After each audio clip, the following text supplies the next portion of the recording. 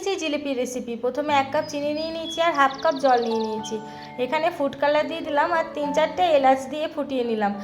একটা দুতারের কোনো ব্যাপার নেই, একতার হওয়ার কিছুক্ষণ আগে সেরাটাকে নিয়ে নেবেন। এখানে 1 কাপ ময়দা দিয়ে দিলাম আর 1 টিস্পুন দিয়ে দিলাম বেকিং পাউডার, 1/4 কাপ দই দিয়ে দিলাম। তারপরে ভালোভাবে মিক্স করতে হবে, অল্প অল্প জল দেবো আর ভালোভাবে মিক্স করে নিতে হবে। এরপরে ফুড কালার অল্প দিয়ে দিলাম, তারপরে ভালোভাবে মিক্স করতে হবে। আর এখানে গরম ঘি 1 চামচ দিয়ে দিলাম যাতে জিলিপিগুলো ক্রিস্পি থাকে পরের দিন পর্যন্ত।